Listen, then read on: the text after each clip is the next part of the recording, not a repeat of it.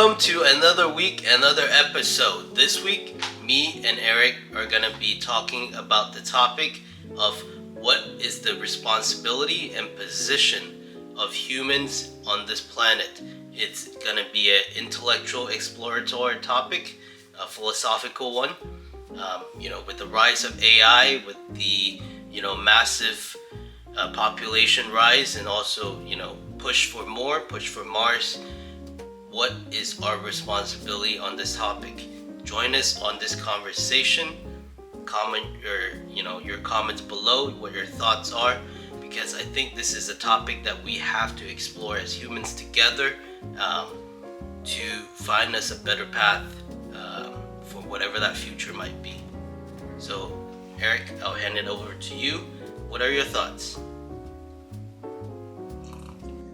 Wow, this is such a different feeling topic to begin with. I want to say that I'm not a professional in any sense of the term when it comes to the human's role here on this planet, but I'm trying to learn my own role here on this planet as well, right? So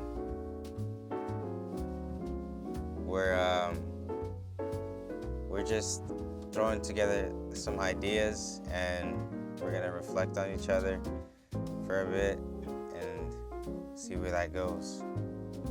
So how do we cut to this topic? I think from personal experience and from a glorified, philosopher standpoint.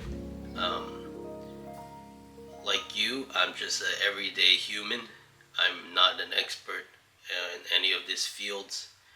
This is purely a intellectual curiosity exploration. But I think human is the only conscious being that's able to plan for the future, to the sense that we have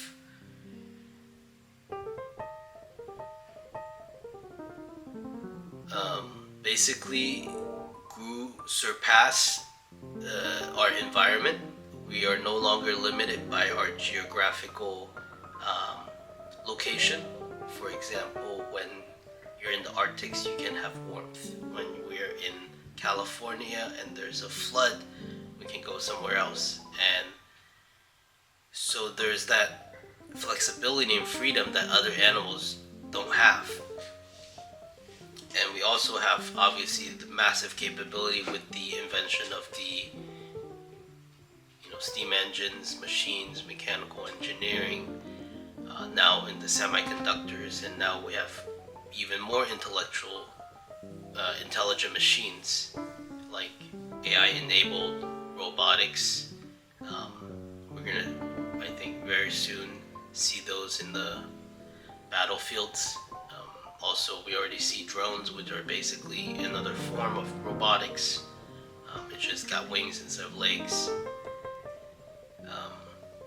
So I think there's no doubt that human is the most powerful animal on this planet, and we are at the point where we have the possibility of erasing ourselves and the planet. The question is, I think it's at that point is a matter of survival. So I think the number one responsibility for human is to keep this planet at least not destroyed. But there's another side of this coin is the planet will survive long past humans. So if humans create the environment on Earth where it's inhabitable for humans, we go extinct ourselves, right? But maybe 1 billion years from now, or 500 million years from now, or 100 million years from now, the planet will still exist, and there will be new form of life, new form of perhaps intelligence or not intelligence, but human might not be there. I think that's perhaps the difference. Wow, yeah. So, right now, humans are trying to do their best to leave a mark on this planet in one shape or another. And that could involve the massive amounts of pollution that we're inflicting upon the planet. And we're just expecting nature to just be able to evolve like faster than us and like be able to take care of it. But at the same time, there's so many like man-made chemicals that once they're made, they can't be like broken down. So Yeah, like plastic, right? yeah, that's one like oil-based kind of creation, right? Like petroleum-based stuff. Even petroleum jelly. So, I mean, I think this is such a big topic, and the fact that we're exploring it, I think it's intriguing because, that's the grand scheme, I think, of things. And in my personal experience as an individual,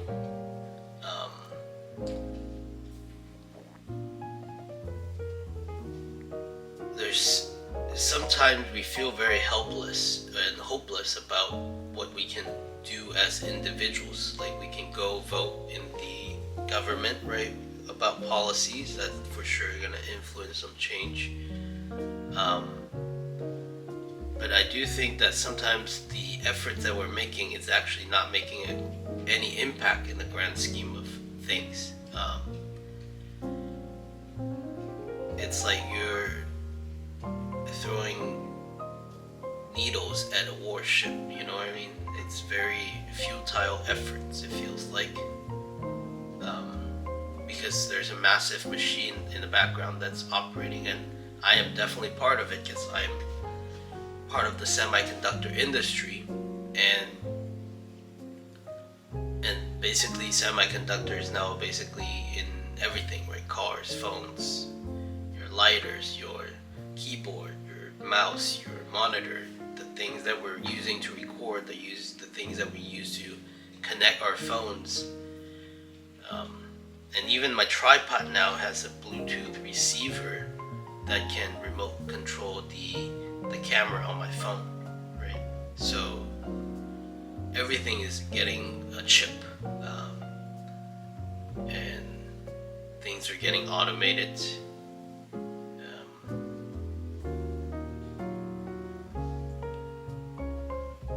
And I think to a certain extent that if AI does grow to a form of like maximizing efficiency, it will realize that humans might not need to exist. And that would be a scary future.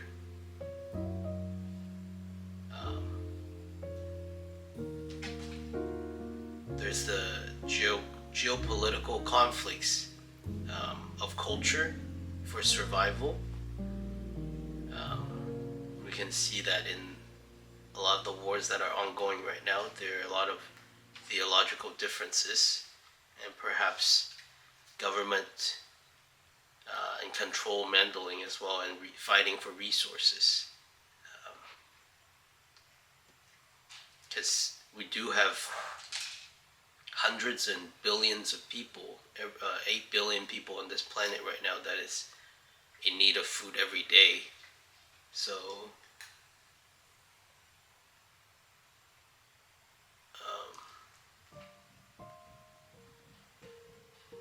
I don't know. What do you think, Eric? This is a big topic on what is the position, and just to iterate, what is the position and responsibility of humans on this planet? Well, I think I've been actually, maybe I can talk a little bit about. I've been through a period of my life where I was depressed. At the time, I graduated college and was working on starting a startup company, which did not go well.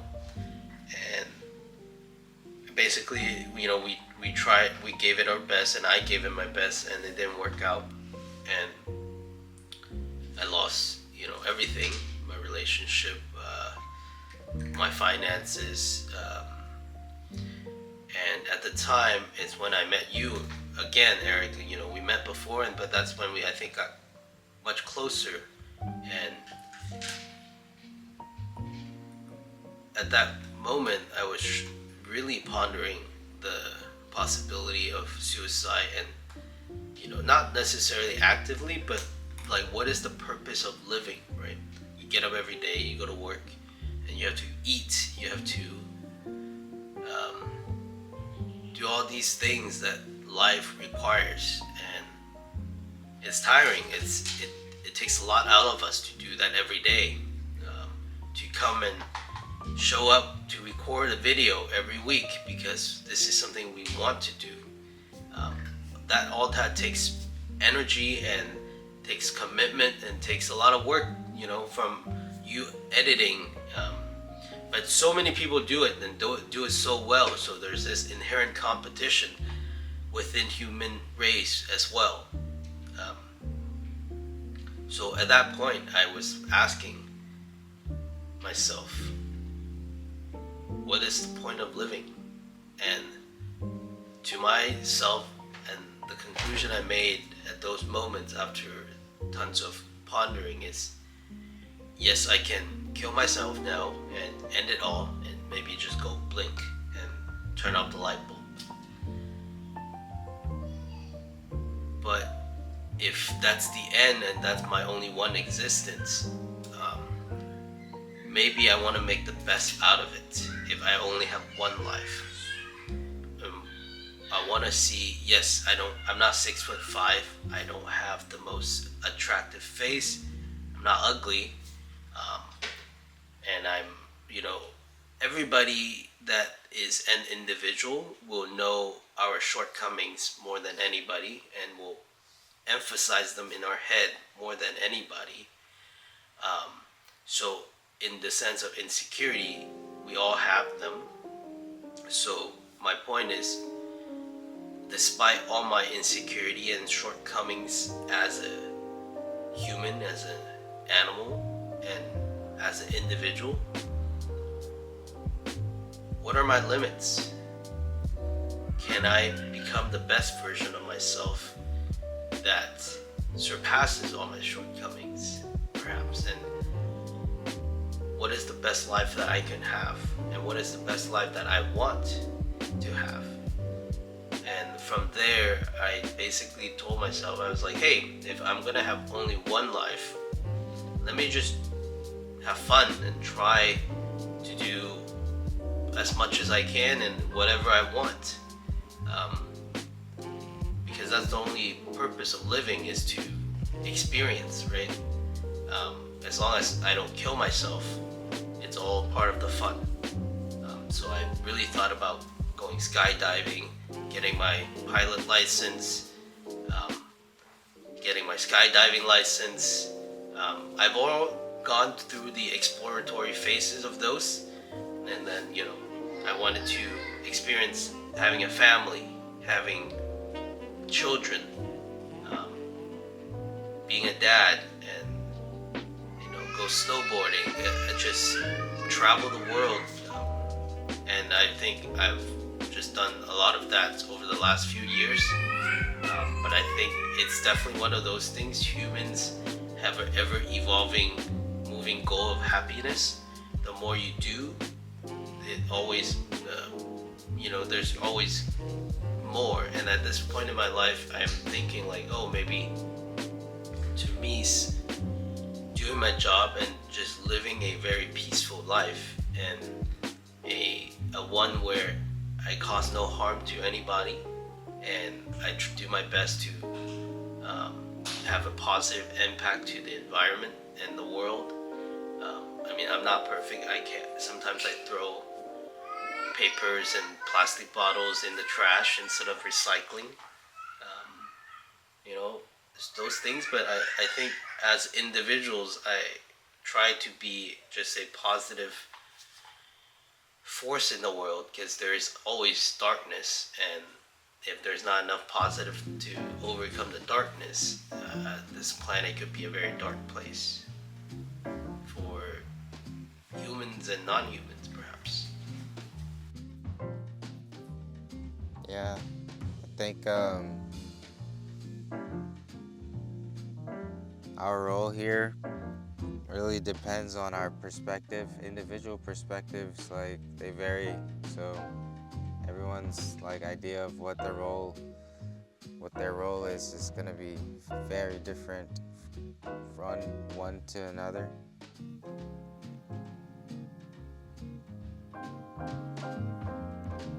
And it's like trying to wrap your head around this existence as a human being, and like it's like an open book,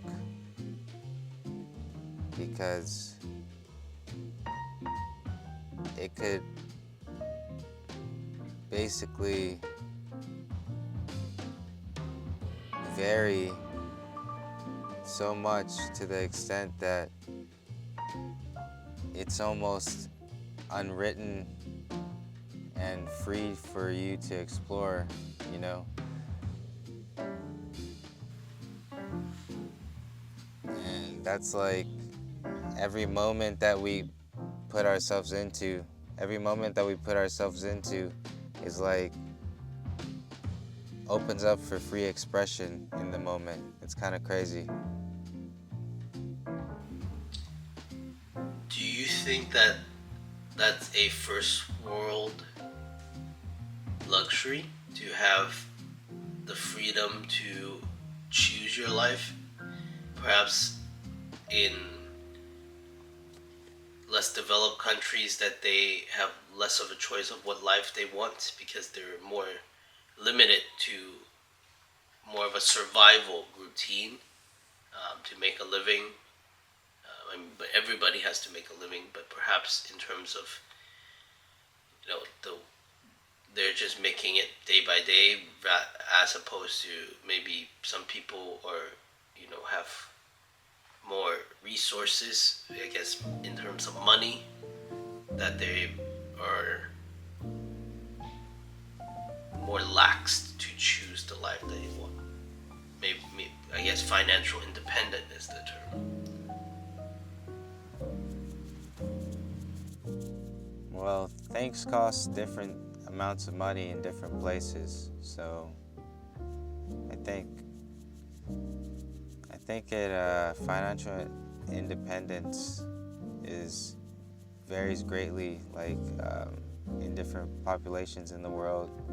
You're gonna have different numbers of people that are financially independent and to their own lifestyle, and they want to live like average or better, like on a day-to-day basis. They have a certain expectation of that, like they want this much food and they want it to be this good, basically.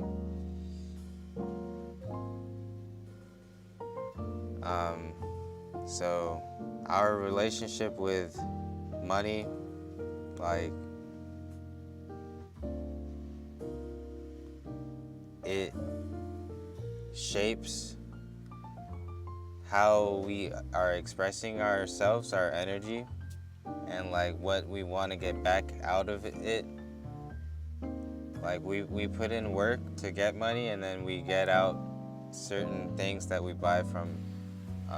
You're trading your labor in exchange for goods, and money is just a temporary storage of value, right?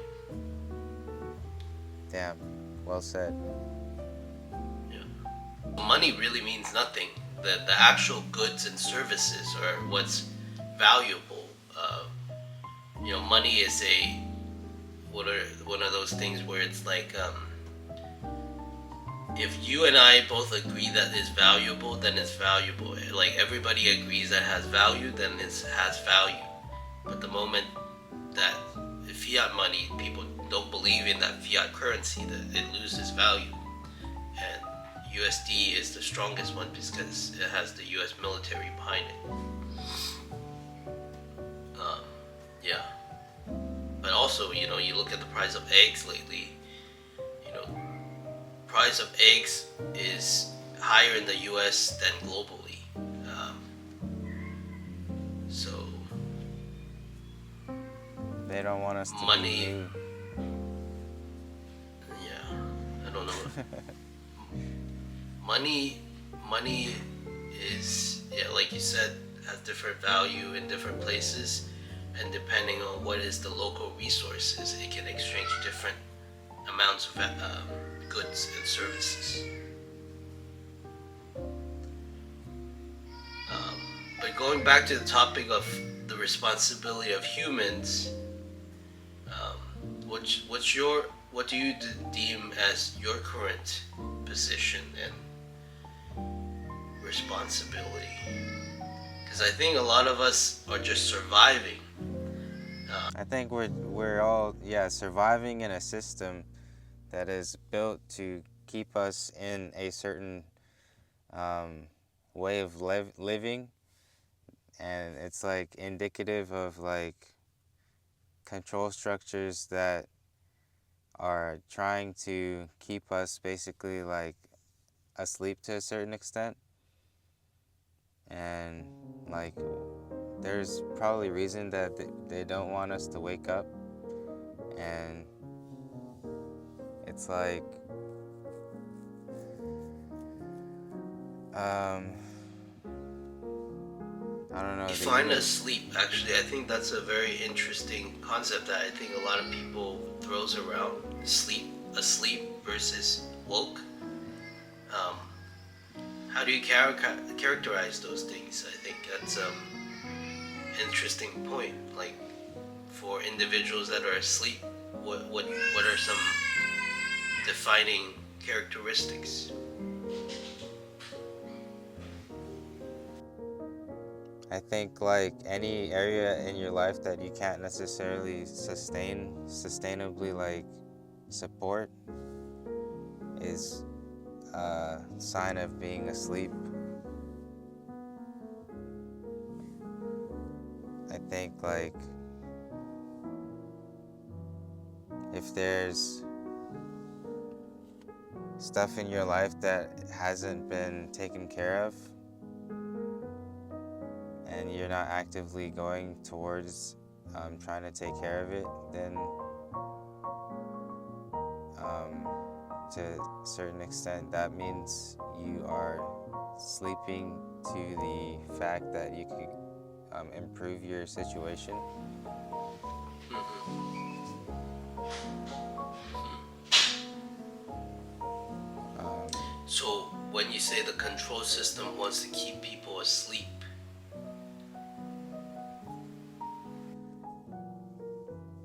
so like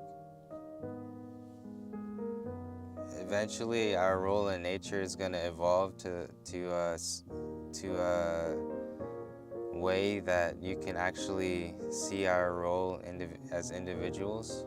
That's what I believe. um, like maybe not for many thousands of years, but eventually we'll be able to see our effects of like our mind upon this realm. And right now it's like our mind on this realm is working very slowly. um, there's a lot of traffic basically, so it's like more difficult for traversing through, I guess. But I think like our memories are being created in order for us to remember them um, as like a sort of like healthy energy source. And like you can recall upon your memories in word form, and that's like one way to express them. And that like reinforces the past, which reinforces the present to a certain extent.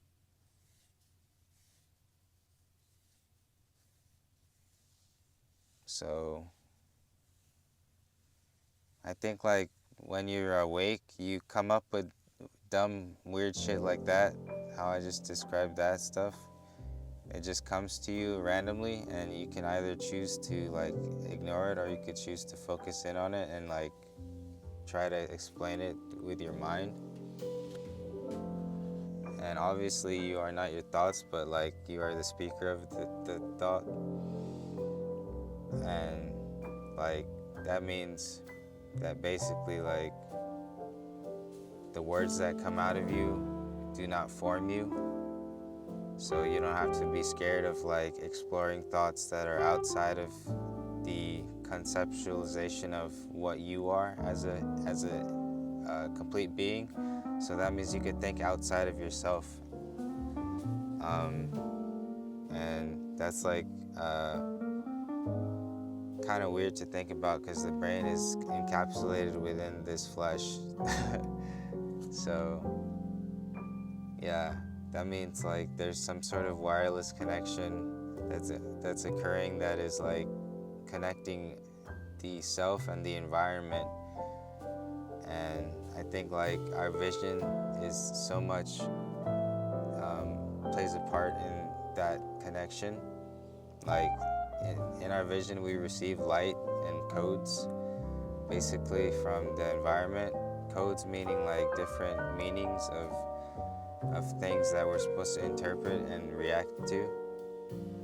And like we're trying to like be sharp as individuals, so we try to stay active reading and all that stuff with our eyes, using that every day like in order to keep them strong, I guess. So it's like I think one of our duties as humans is to like hold a space for a certain energy, and like we can like basically we're formed in a way that is almost like we're our own source of energy. And like that expression of energy brings you to a point where you can hold a space in with that energy. So that space is now emanating your energy, and you can like basically hold a mental state that vibes on that energy. And basically like those in union kind of run the consciousness behind like a lot of the source energy is like really sourced from the reflection, back and forth communication, as well as like this oneness behind it. And I don't know, it's really cool to explore, but I think like because we can understand these topics and explain them, then we are a source and a holder of that energy and that state, so that like the universe could express itself in a certain way. And basically like it opens up room for more to be communicated between like each individual. So like I think our communication is important, but the separation is also important for like the communication to be more meaningful because of the time apart aspect of it. Mm-hmm. I think you dropped a lot of nuggets there. Um,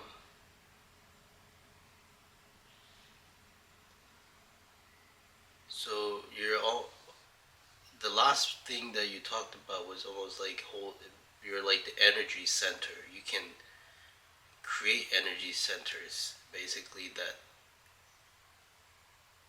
can retune human consciousness. Say like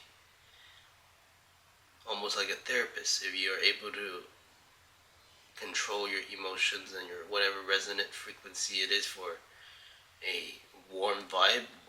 I used to not believe in frequency or energy and stuff like that, but energy is just a analogy, I think. And just like anything can transfer, like a look is an energy, right? Transfer. Like say I look at you a certain way, like with a certain look, with a certain intensity. That's like almost like transferring energy and emotion. So I like to think about human energy as in emotion in the form a little bit, and there's subconscious. So like if someone's nervous coming in, you can feel their energy is different. As someone that comes in confident, so everybody holds those individual energies that vibrates at different frequencies, and then if those are stable or powerful enough, they can, for those that want to retune their frequency, they can come in maybe for a ceremony or whatever, and then you can or just simple conversation, you can basically retune their frequency to a higher or lower, whatever you want it, right? Or not you want it, but like whatever they want. Damn, for sure. That sounds kind of accurate. Like what you imagine kind of like plays a role in how you're feeling, and how you're feeling kind of like plays a role in what you imagine. They're kind of inseparable.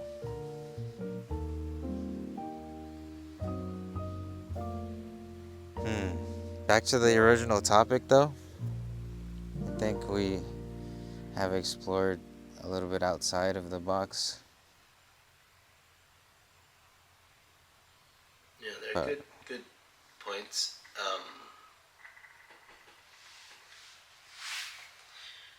One thing that I do believe in is that more and more in the coming 5 to 10 years, there'll be right now the Department of Government Efficiency, Doge, led by Elon Musk, is almost dismantling the bureaucracy, right? And I think with the introduction of AI, what is going to happen is that everybody on their phone or their app will have a government app where we will be more informed about the policies and more informed about changes, and where we can actually vote on changes more effectively than this archaic form that we've been doing for the longest time with paper voting and all this elongated information of tax codes that we have to read. I think those efficiencies are going to improve, and they're going to be more tied to the wants of the people, and they're going to be more surveyed frequently, so the government perhaps will become more efficient for at least the US people.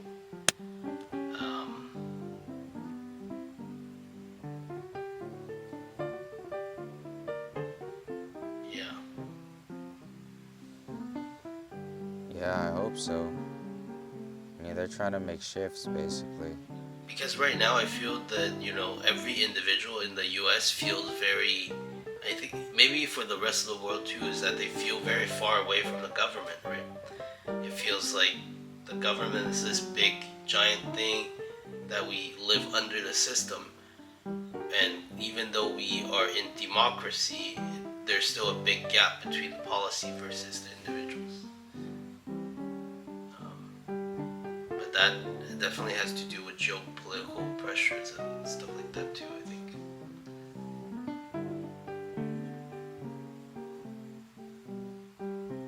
Yeah. I think As we're exploring these topics, guys, we are slowly thinking through them, and because these are very heavy topics, I really would love to hear what anyone out there is thinking. And I think this is an important conversation for everyone to have as well. Is what is our responsibility as humans? I know we're going a little bit off the tangent. Um,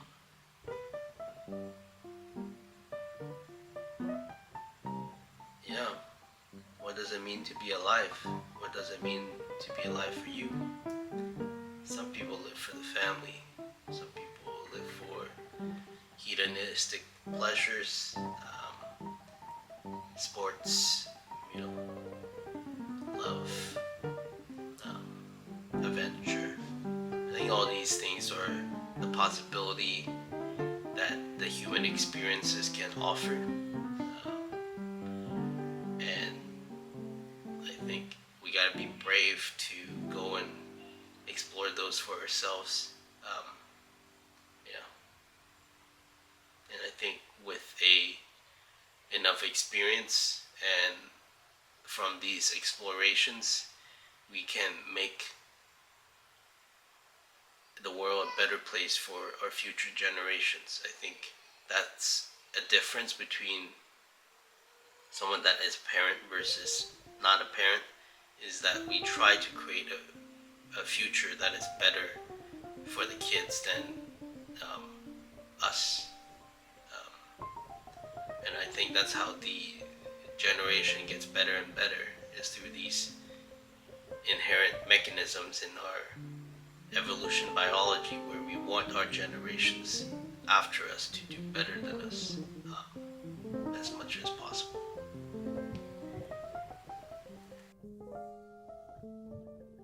Yeah, that's setting a precedence for future generations. Is It's like an investment into your future, as well as like the karma that you decide to hold. And like if you can put out something good. For those of you who want to support our channel and buy us a coffee, you should support us here. We should have a little portal that people can give us a little coffee. And please feel free to, if you want to hit us up to join our conversation, to explore on the topic. I think they'll be very fun to ask some good questions for our mind to explore and for everybody to explore. I think we're in this critical moment of transition where I think we all have to ask good questions as we get more and more alignment from the government versus the individuals. It's important that we all ask these important questions. Do you want to call it for this, Eric? We're at 40 minutes. Yeah, let's call it.